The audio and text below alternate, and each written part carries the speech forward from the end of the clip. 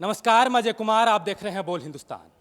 आज नई शिक्षा नीति के ऊपर चर्चा करेंगे। साथ ही कोरोना के बाद अब नए सत्र की स्कूल खुलने की तैयारी है, उसको लेकर हम बात करेंगे। फिलहाल मैं चिड़ावा की एमडी स्कूल में मौजूद हूं और वहां के डायरेक्टर सुनील जी हमारे साथ मौजूद हैं। वो तमाम सवाल हम इनसे जानने की कोशिश करेंगे जो छात्र 10th और 12th के छात्र के मन में चलते हैं। सबसे पहले तो सुनील जी, आपका स्वागत है। धन्यवाद बहुत बहुत। मेरा सबसे पहला सवाल यही होगा और शायद दर्शकों का भी सवाल यही है, गार्जियन का भी सवाल यही है कि कोरोना आया था और कोरोना स्कूल, कॉलेज और संस्थानों को बड़ा सहज समझता है। यहाँ बहुत जल्दी आ जाता है और चुनावी रैलियों में वो बिल्कुल ही नहीं आता है क्योंकि उनसे डर लगता है उनको। तो क्या एजुकेशन में ऐसा क्या है कि जब जब भी कोरोना आता है सबसे पहले स्कूल बंद, ऐसा है? देखिए अजय, मैं आपको बताना चाहूँगा कि स्कूल्स के अंदर कोरोना क्यों आ जाता है और जल्दी आ जाता है। इसके पीछे कुछ तो सही है और कुछ लगता है कि संभावित मिस्टेक्स भी हो रही होंगी। सही बात तो ये है कि सबसे पहले स्कूल्स में कोरोना क्यों आता है और लास्ट तक क्यों नहीं जाता है। आता भी सबसे पहले है और जाता सबसे लेट है।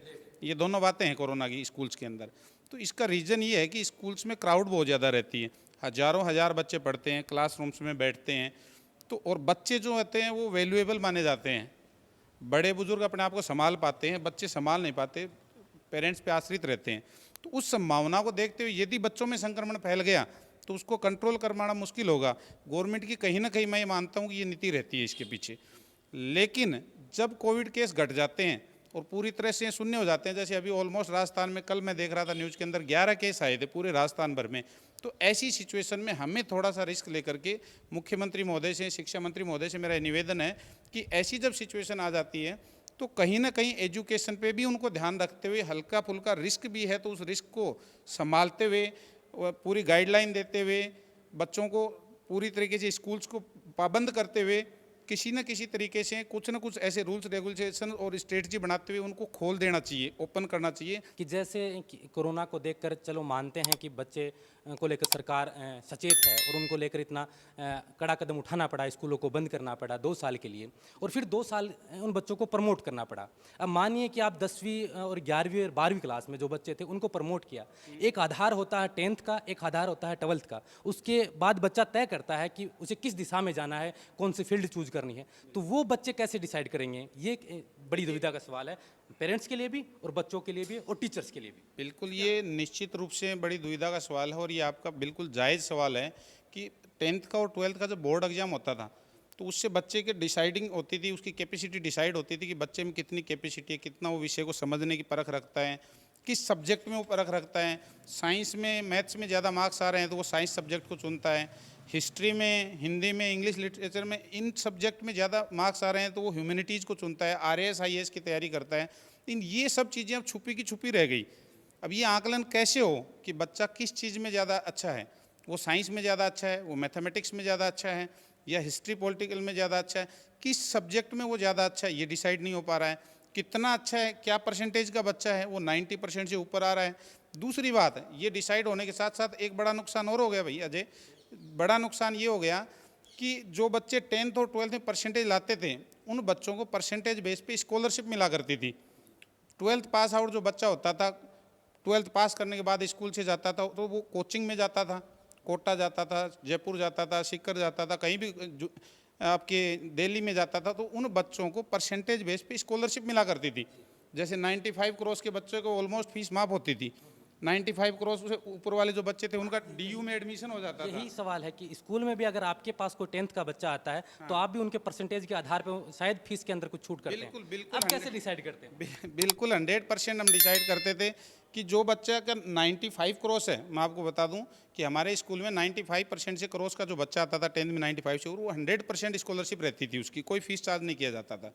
90 से ऊपर का जो बच्चा आता था उससे सिर्फ 10,000 पेमेंट हम लेते थे। तो ये स्कॉलरशिप रहती थी और हमेशा रही हैं। लेकिन अब हम भी कैसे डिसाइड करें, 10th के बच्चों को प्रमोट कर दिया गया है तो उसके लिए हम क्या करते हैं, थोड़ा टेस्ट सिस्टम लेते हैं। कोई गार्जियन आकर के चैलेंज करता है कि हमारे बच्चे में बहुत ज़्यादा टैलेंट है, और तो हम उसके लिए टेस्ट लेते हैं अभी। लेकिन वो उतना ऑथेंटिक तो नहीं हो पाता कि वो जो बोर्ड की डिसाइडिंग मार्कशीट होती है, लगातार 3-3 घंटे का पेपर होता है। लेकिन हम तो क्या करते हैं, फैकल्टी से पेपर बनवा रखे हैं, वो पेपर दिलवाते हैं और पेपर्स में बच्चा यदि प्रूफ करता है तो हम आज भी उन बच्चों को स्कॉलरशिप देते हैं। लेकिन बड़ा नुकसान ये हो गया है कि जो बच्चे दूसरी जगह जा रहे थे कितने के बच्चे जाते थे कोचिंग्स में करने के लिए, 95 क्रॉस आते थे। इंस्पायर अवार्ड का अब क्या होगा ये भी नहीं पता है, कोई डिसाइडिंग नहीं है। 4 लाख रुपए बच्चों को मिलते थे इंस्पायर अवार्ड में लाने पर, तो अब इंस्पायर अवार्ड गवर्नमेंट देगी या नहीं देगी, इस तरह से प्रमोट किया। कई सारे क्वेश्चन हैं भाई। कहीं ना कहीं बच्चों के अंदर भी डीमोटिवेशन है इस एग्ज़ाम को प्रमोट करने के लिए, क्योंकि कुछ बच्चे थे जिनसे हमने बातचीत भी की जो कड़ी मेहनत करते हैं 1-2 साल के लिए कि 12th में उनके इतने परसेंटेज आएँ तो उनके समाज में, इस स्कूल में उनका नाम हो, लेकिन वो परसेंटेज तो अब आ नहीं पाएंगे, वो तो उनको प्रमोट कर दिया गया, तो वो भी डीमोटिवेट हुए हैं। बिल्कुल डिमोटिवेट हुए हैं। और मैं ये बताऊं आपको कि मेरी खुद की बेटी 10th क्लास में थी अभी, तो वो 10th क्लास में उसका अपने आप ही बिना कहीं एक अच्छा रूटीन था। सुबह 4 बजे उठ जाती थी मॉर्निंग में, रात को 10 बजे तक पढ़ती थी, एक अच्छा सेल्फ मोटिवेटेड मोड में चल रही थी।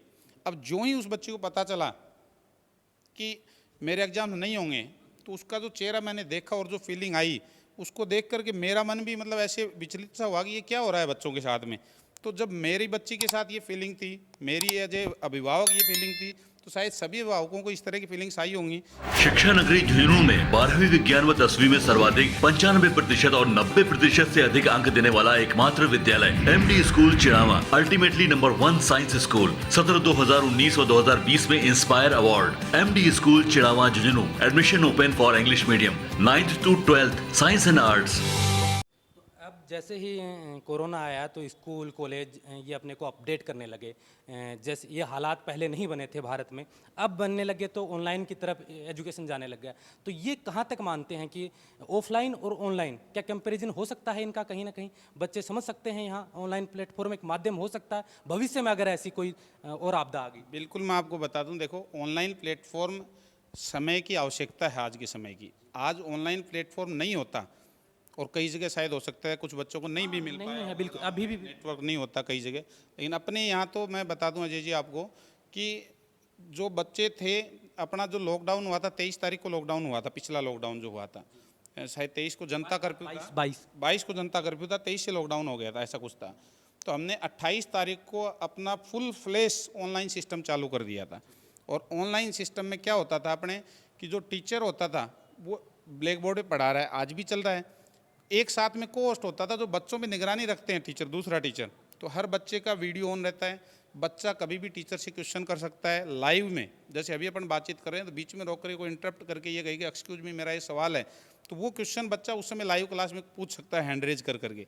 एक को होस्ट है, सारे बच्चों पे नज़र रखता था कि लाइव में होता क्या है कि मिसयूज क्या होता है कि बच्चे तो बच्चे होते हैं।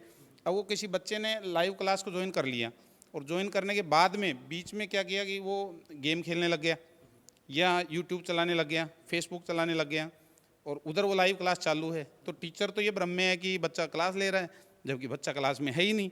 कई बार देखने में भी आता है, दूसरी जगह ऐसी होती है कि नाम बोल रहे हैं कि अमन कोई बच्चा है, कि अमन बेटा वीडियो ऑन करो, बेटा अमन बताओ इसका क्या जवाब। अब अमन का जवाब ही नहीं आ रहा, क्योंकि अमन तो कहीं और चला गया वो क्लास चालू छोड़ करके। तो उसके लिए हमने मैनेज करने के लिए साथ में हम हमारी सभी क्लासेज में एक को होस्ट रखते हैं टीचर को, जो सभी बच्चों पर निगरानी रखता है, ताकि इसका मिसयूज़ न हो ऑनलाइन क्लास का, जितने टाइम बच्चा ऑनलाइन पर रहे जुड़ा रहे। और दूसरा, टीचर जब पढ़ाता है तो पूरा HD रिकॉर्डिंग भी होती है, उसके साथ साथ में लाइव तो होता ही और रिकॉर्डिंग भी होती है, और वो रिकॉर्डिंग बच्चा कभी भी किसी टाइम में देख सकता है। और उसका स्टोरेज भी क्लाउड पे होता है, बच्चे के मोबाइल में कोई मेमोरी सेव नहीं होती, उस पर सिर्फ लिंक होता है। वो जब चाहे दिन में, चाहे रात में, चाहे आगे चला के देखना, चाहे पीछे चला के देखना, जब चाहे तब वो देख सकता है सारी चीज़ों। जितनी भी क्लासें हैं पहले ली हुई हैं वो सारी ऑनलाइन, सब ऑनलाइन सेव हैं आज भी। और लगातार रेगुलर हमारे 20 classes at a time online चल रही होती हैं, हमारे प्लेटफॉर्म के ऊपर चल रही होती हैं। और बहुत अच्छा जो सीखने की बात है, जहाँ तक ऑनलाइन में मैं वो बात रह गई अपनी, तो सीखने की जो बात है, जो बच्चे जो सीखते हैं, तो उस सीखने की बात में छोटी क्लासेज के बच्चे, मैं कहूँगा फर्स्ट सेकंड तक का बच्चा तो फिर भी कहीं दिक्कत होती है, लेकिन सेकंड थर्ड क्लास से हमने ऑनलाइन क्लासेज स्टार्ट कर रखी हैं। हमारा MD लिटिल फ्लावर स्कूल भी है छोटे बच्चों के लिए, 8th तक के लिए। तो वो बच्चे भी बहुत अच्छा सीख रहे हैं, बहुत इंटरेक्शन के साथ सीख रहे हैं, बहुत मज़ा आ रहा है उनको सीखने में। और 9th से 12th में थोड़ा सा भी बच्चा या पेरेंट्स जागरूक हैं तो इतना अच्छा है कि कई बच्चों से मेरी बात हुई जो टॉपर बच्चे थे, उनके जो व्यूज़ आए, जो उनके फीडबैक्स आए, तो उनके ये थे कि सर स्कूल से भी अच्छी लग रही है हमें ऑनलाइन क्लासेज। क्यों, रीज़न क्या है उसका कि बोला डिस्टर्बेंस नहीं होता। एक तो उसमें ऑनलाइन क्लासेज में कोई किसी तरह का डिस्टर्बेंस नहीं है, सटीक पढ़ रहा है बच्चा, चाहे जब क्वेश्चन कर सकता है, ये सब बातें। सबसे सबसे बड़ा सवाल प्राइवेट स्कूल होते हैं उनके ऊपर ये होता है कि उनमें फ़ीस बहुत ज़्यादा होती है, और कोरोना के अंदर तो अभिभावकों का सीधा सवाल है कि इतनी ज़्यादा फीस हम नहीं दे पाएंगे। उसके लेकर सरकार ने नया नियम भी निकाला था कि आप सरकारी स्कूल में बिना टीसी प्रवेश कर सकते हैं, लेकिन कहीं ना कहीं आपके दबाव से वो कहीं ना कहीं अपने को असहज महसूस करने लगी हैं, और उन्होंने कहा कि 3 महीने के अंदर अंदर टीसी लेनी होगी और 1 साल का आपको पेमेंट देना होगा। 1 साल से ज़्यादा प्राइवेट स्कूल नहीं मानते। इसको आप किस नज़र से? जी, ये एक बहुत ही महत्वपूर्ण सवाल है और हर कोई जानना चाहता है इस बारे में।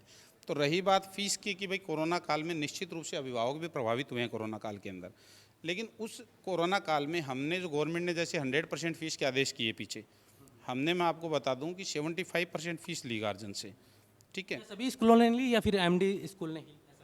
बहुत सारे स्कूलों ने कम लिए, प्राइवेट स्कूल्स ने ऑलमोस्ट कम ही लिए, कुछ स्कूलों ने 100% भी लिए। वो सबका अलग अलग है, उस चर्चा में अपन नहीं जाएंगे जैसे भी, लेकिन अपन एमडी स्कूल की जब चर्चा कर रहे हैं तो मैं बता रहा हूँ ज़्यादातर ने किया है ऐसा कि कम फीस ली है, जबकि आदेश 100% के थे। तो हमने एक योजना निकाली ताकि हम भी दिक्कत में नहीं आए कि एक पर्टिकुलर टाइम दे दिया अभिभावक को कि इस टाइम तक आप फीस जमा कराते हो तो आपको रिबेट भी मिल जाएगी और हमारा भी कलेक्शन हो जाएगा फीस का। तो हमने उस टाइम तक, पर्टिकुलर टाइम तक 75% का जो डिसीजन दिया वो किया उसके अंदर। रही बात अगले सेशन की, नेक्स्ट सेशन की, तो नेक्स्ट सेशन में हम क्या कर रहे हैं कि ऐसी कोई किसी विशेष अभिभावक की दिक्कत होती है तो हम भी प्रॉब्लम को समझते हैं और उन अभिभावकों को छूट भी देते हैं, स्कॉलरशिप भी देते हैं बच्चों को। और दूसरा मैं आपको बताना चाहूँगा अजय जी कि कोरोना में मैंने खुद ये डिक्लेयर किया था और आपके माध्यम से भी डिक्लेयर करना चाहता हूँ कि कोरोना के कारण जिन बच्चों के माता या पिता किसी की भी क्षति हुई है, किसी ने भी बच्चे ने अपने माता या पिताजी को खो दिया है, तो उनके लिए 100% स्कॉलरशिप एमडी स्कूल दे रही है। सही काम है, एक समाज को लेकर, उन बच्चों के भविष्य को लेकर ये कदम आपका सराहनीय कदम है। एक बात बीच में रह गई थी, अपनी टीसी की जो बात थी कि जो टीसी के लिए मुख्यमंत्री महोदय ने जो डिसीजन दिया है वो 8th क्लास तक के लिए था। वहाँ राइट टू एजुकेशन लगता है, आरटी एक्ट लगता है, सभी बच्चों को पढ़ने का अधिकार होता है। तो उन्होंने उस नज़रिए को देखते हुए वो आदेश दिए, लेकिन वो आदेश में कहीं ना कहीं त्रुटि थी। त्रुटि इस एवज में मैं ये मानता हूँ कि आखिर प्राइवेट स्कूल भी अपनी फीस चाहता है, ऑनलाइन प्लेटफॉर्म पे पढ़ा रहे हैं, ऑफलाइन भी 3-4 महीने पढ़ाया है, टीचर्स को भी फीस चाहिए, टीचर्स को कहाँ से सैलरी दे पाएंगे स्कूल्स, ठीक है, अपने खर्चे भी चलाने हैं संस्था के, तो सारे खर्चे हैं। तो दोनों के तालमेल से कुछ ऐसी चीज़ें निकल करके आनी चाहिए कि सबका तालमेल चलता रहे, रुके नहीं। क्योंकि यदि टीसी के आदेश सीधे दे दी कि बिना टीसी एडमिशन ले सकता है, तो फीस लेने का मौका भी नहीं मिल पाया स्कूल्स को पीछे का, तो वो फीस नहीं आई, अब बिना टीसी ले सकता, तो निश्चित रूप से क्यों रहेंगे बच्चे उस स्कूल में, निश्चित रूप से क्यों रहेंगे उस स्कूल में बच्चे कि वो बच्चे तो उनको पता है कि मेरे को, मैं जाऊंगा तो 1 साल की फीस मेरे को देनी पड़ेगी, नहीं जाऊंगा तो कुछ नहीं देना, मेरे को दूसरी बदल लेता हूँ। तो होना यही है कि आप वाले स्कूल के मेरे पास, मेरे वाले स्कूल के आपके पास, क्योंकि न तो आप वाले आपके पास रहेंगे ना मेरे वाले मेरे पास रहेंगे, होना कुछ नहीं, लेकिन फीस डूब जाएगी, स्कूल्स की फीस मारी जाएगी और वो एक बड़ा संकट प्राइवेट स्कूल्स के सामने खड़ा हो जाएगा और प्राइवेट स्कूल के टीचर्स के सामने खड़ा हो जाएगा। तो इस पे मुख्यमंत्री महोदय ने संज्ञान लिया है, ऐसा कोई दबाव वाली बात नहीं है। उन्होंने कहा भी है कि विचार करने योग्य बात होगी तो हम विचार करेंगे, और उन्होंने इस चीज़ पे मंथन किया, विचार किया, तो फिर उन्होंने ये कहा कि प्रोविजनल एडमिशन ले सकते हैं, लेकिन 3 महीने के अंदर अंदर आपको 1 साल का कम से कम ड्यूज क्लियर कर करके आपको स्कूल से टीसी लेनी होगी। और 1 साल का ड्यूज क्लियर हो जाता है तो मैं मानता हूँ स्कूल को कोई नुकसान ज़्यादा नहीं होता है किसी तरीके का।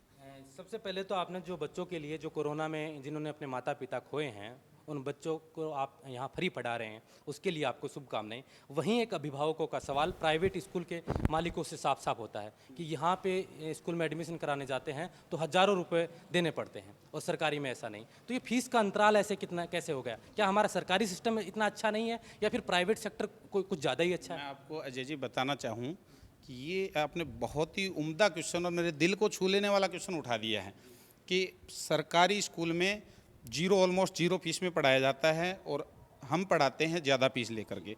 हम अजय जी लेते हैं 20,000, 30,000, 40,000 रुपये की फ़ीस प्राइवेट स्कूल्स में, जबकि मैं आपको बता दूं अजय जी, आप डाटा को टटोलना और ये आप लोगों के, आप जैसे कर्मठ पत्रकार जो इस डाटा को उछालेंगे, इस बात को उठाएंगे तो लोगों की आंखें खुल जाएंगी। एक गवर्नमेंट टीचर पे जो खर्चा हो रहा है, जो सैलरी है, वो लगभग 80,000 के आसपास ऑन एन एवरेज खर्चा पड़ रहा है किस पे, एक गवर्नमेंट टीचर के ऊपर और साथ में बच्चे के ऊपर, सॉरी मैं गवर्नमेंट टीचर का बोल रहा हूँ, एक बच्चे के ऊपर लगभग 72,000 से 80,000 रुपये गवर्नमेंट का खर्चा पड़ रहा है। यदि आप गवर्नमेंट टीचर्स की सैलरी को कैलकुलेट करोगे, जो फंड स्कूल्स को सप्लाई किए जाते हैं सरकारी तरफ से उनको करोगे, वो सारी चीज़ कैलकुलेट करोगे तो 72 से 80,000 रुपये में गवर्नमेंट में एक बच्चा पढ़ रहा है। ये अपनी भ्रांति है कि फ्री पढ़ रहा है। वो जो गवर्नमेंट जो फंड देती है वो किसके पैसे हैं अजय जी? या तो आप टैक्स दे रहे हो या मैं टैक्स दे रहा हूँ। न तो गवर्नमेंट अपने घर से पैसे बनाती है, ना कुछ और करती है।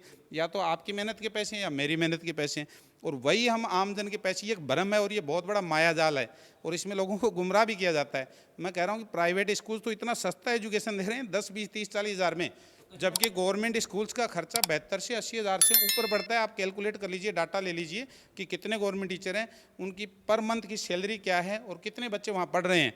कई बार तो आपने देखे भी होंगे, ऐसे उदाहरण सामने आते हैं कि एक स्कूल में 5 शिक्षक 3 बच्चे। बिल्कुल ये वहाँ आप सोचिए कि वो शिक्षक 5 शिक्षक हैं, 3 बच्चे पढ़ रहे हैं, उनकी लाखों लाखों रुपए सैलरी है, 4-5 लाख रुपए का मंथली खर्चा उस स्कूल में हो रहा है, और 3 बच्चे पढ़ रहे हैं 5 लाख रुपए दे करके।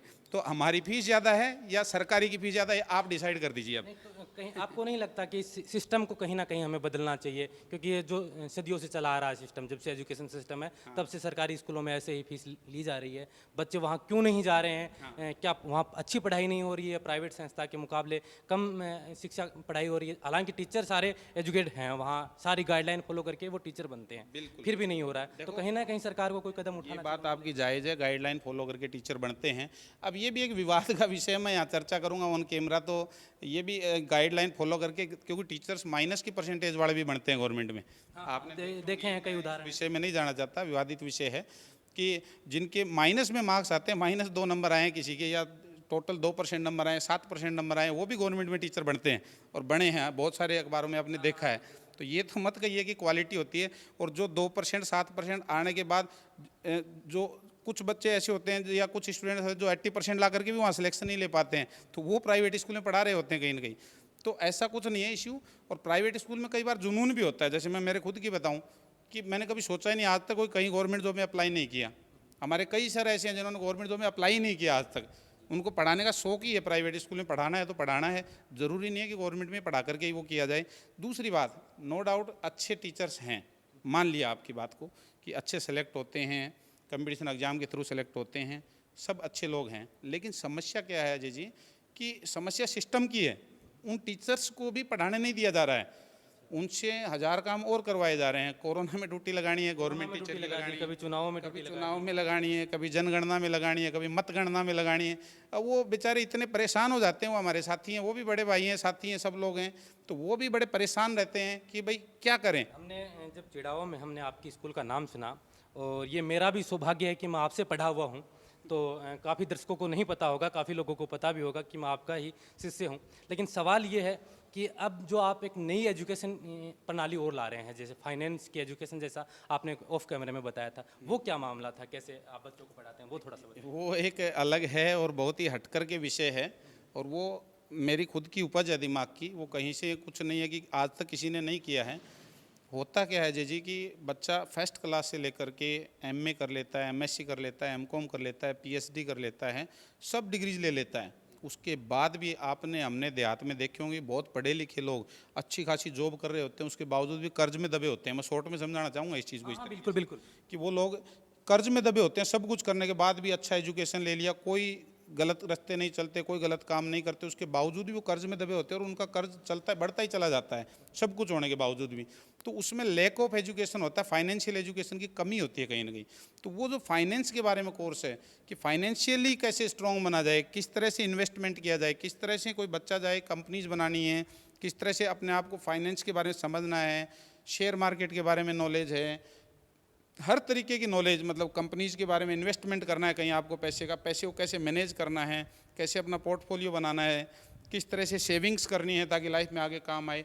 तो वो जो सारा एक फाइनेंशियल एजुकेशन अभी इतना जल्दी शॉर्ट में डिस्कस नहीं किया जा सकता, तो वो हम हर क्लास में देने वाले हैं 9th से 12th के अंतर्गत, 9 से 12 तक बिल्कुल, ताकि वो बच्चे फाइनेंशियली मजबूत हो सकें और फाइनेंशियली कहीं भी उनमें कोई कमी नहीं खले। उनको पता रहे कि फाइनेंशियली क्या क्या प्रॉब्लम्स जीवन में आती हैं, उनमें कैसे हमें जाना है, कैसे बैंकों से लोन लेना है, किसी बच्चे को कोई बिजनेस करना है अपना तो कैसे लोन लेना है, क्या है, मतलब बहुत बड़ा वाइड क्षेत्र है, उसके लिए तैयार कर रहे हैं। अभिभावकों का सवाल यही ये हो जाएगा कि क्या ये एजुकेशन फ्री ऑफ कॉस्ट रहेगी, या जो पहले से एजुकेशन की कॉस्ट उसी में है, या फिर कोई एक्स्ट्रा कॉस्ट? बिल्कुल ये फ्री ऑफ कॉस्ट एजुकेशन रहेगी, ये एमडी स्कूल की यूनिक एजुकेशन रहेगी।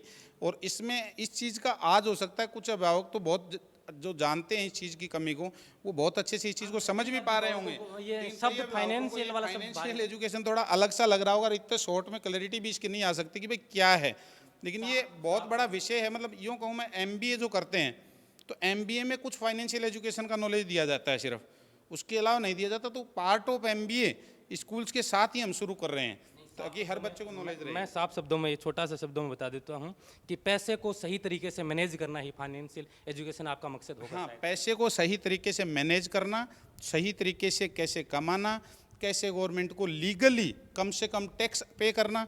लीगली मैं कह रहा हूँ वर्ड, गवर्नमेंट को कम से कम टैक्स पे करना है, लेकिन लीगली कैसे कर सकते हैं हम उस काम को। ये सारी एजुकेशन बहुत वाइड क्षेत्र है सारा का सारा, और इसके सकारात्मक परिणाम जब ये बच्चे 12th करके निकलेंगे और अपने जीवन में जानेंगे तो बहुत अच्छे आने वाले हैं अजय भाई। वो एक्सपीरियंस भी हम साझा करेंगे, उन बच्चों से ज़रूर मिलेंगे जो यहाँ से 10th 12th करके निकलेंगे, फिर कहीं ना कहीं वो एजुकेशन इनके अगर काम आती है तो वो हम जानने की कोशिश करेंगे। अब आते हैं नई शिक्षा नीति के ऊपर। नई शिक्षा नीति आई है, इसके अंदर आप किस तरह से देखते हैं कि सालों के बाद जो नई शिक्षा नीति सरकार लेके आई है उसको आप किस नज़रिए से देखते हैं? जी, नई शिक्षा नीति जो लेकर के आई है वो न्यू एजुकेशन पॉलिसी में काफ़ी बढ़िया लग रहा है चेंज देख करके, कि काफ़ी बढ़िया बढ़िया चेंजेस आएंगे। सब्जेक्ट्स को चूज करने की स्वतंत्रता रहेगी, भाषाओं को चूज करने की स्वतंत्रता रहेगी। प्राइमरी एजुकेशन के अंदर अपनी लोकल भाषाओं का चयन कर सकता है बच्चा। और जो 9th से 12th है उनमें बोर्ड जो है, बोर्ड को ख़त्म कर दिया गया है, सिर्फ 12th में ही बोर्ड होगा, बोर्ड एग्ज़ाम होगा। तो बच्चा थोड़ा एक्टिविटी बेस्ड एजुकेशन होगी, वो स्किल बेस्ड एजुकेशन होगी। इस तरह की सारी चीज़ें हैं, लेकिन ये धरातल पे आए। मैंने बहुत पहले जिस दिन ये आई थी तब मैंने एक फेसबुक पे लाइव प्रोग्राम किया था और उसमें तभी मैंने कह दिया था कि ये मेरे को नहीं लगता कि 2023 से पहले धरातल पे उतर आएगी।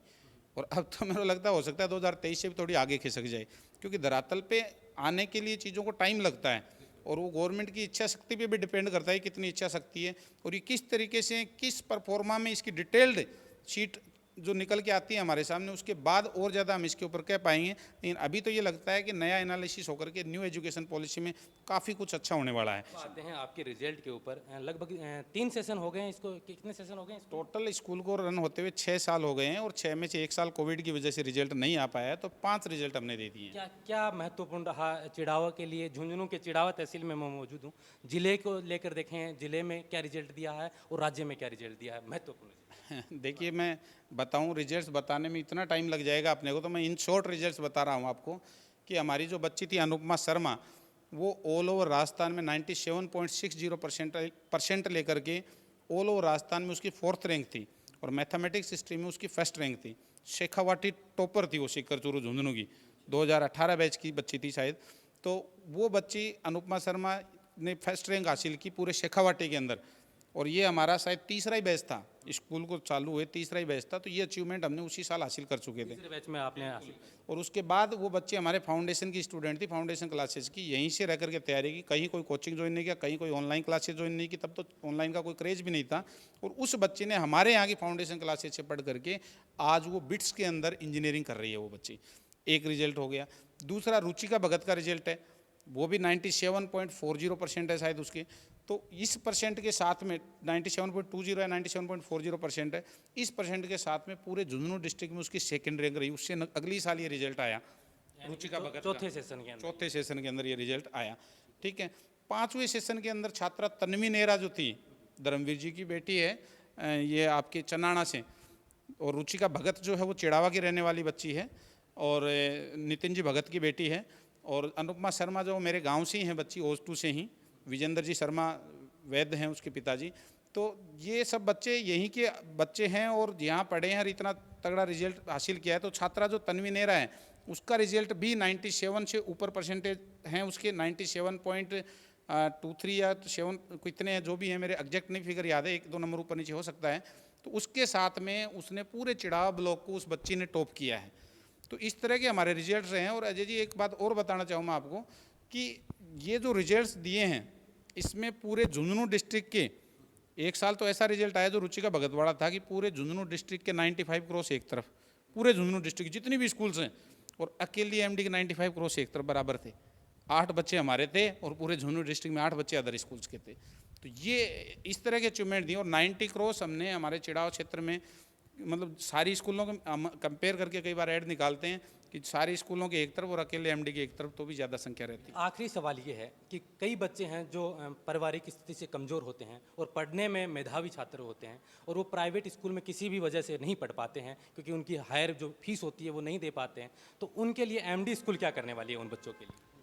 देखिए अजय जी, मैं आपके माध्यम से बताना चाहता हूँ कि जितने भी बच्चे हैं, जो क्वालिटी बच्चों की बात नहीं, क्वालिटी बच्चे को तो हर कोई देता है स्कॉलरशिप, लेकिन मैं ये कहता हूँ आपके माध्यम से कि जो बच्चा एवरेज है पढ़ने में या बिलो एवरेज बच्चा है लेकिन पढ़ना चाहता है और संसाधनों का अभाव है, घर वाले सपोर्ट नहीं कर पा रहे हैं, कोई कमी है पैसे की, तो उन बच्चों के लिए एमडी स्कूल हमेशा तैयार है एजुकेशन देने के लिए। बेस्ट से बेस्ट एजुकेशन दिया जाएगा और जो और बच्चों को दिया जाता है उनसे भी 21 हम ध्यान रखने की कोशिश करते हैं ऐसे बच्चों की, क्योंकि उसका ध्यान घर वाले नहीं रख पाते हैं। तो ऐसे बच्चों के लिए एमडी स्कूल का प्लेटफॉर्म हमेशा से ही तैयार रहा है और आगे भी रहेगा। अब चर्चाओं में जैसे ही स्कूल खुलने का माहौल बन रहा है कि अब स्कूल खुलने वाली हैं, वैसे ही चर्चाओं का एक माहौल और बना हुआ है कि कोरोना की तीसरी लहर भी आ सकती है। तो क्या स्कूलें फिलहाल तैयार हैं तीसरी लहर को देखने के लिए? क्या उनका सेटअप तैयार है? बिल्कुल, तीसरी लहर के सेटअप के लिए भी तैयार है, पीछे भी हम तैयार रहे हैं। और आपके माध्यम से ये भी बताना चाहूँगा कि अभी प्रैक्टिकल एग्जाम्स हुए हैं और प्रैक्टिकल्स में 20-20, 30-30 बच्चे जो भी संस्थाओं में आए हैं, आपको एक भी केस नहीं देखने में आया होगा स्कूल्स के थ्रू कि प्रैक्टिकल के दौरान एक भी बच्चा कोविड से संक्रमित हुआ हो। तो ये सबसे पहली बात है नोट करने वाली। दूसरी बात, स्कूल्स हमेशा इस चीज़ के लिए तैयार हैं।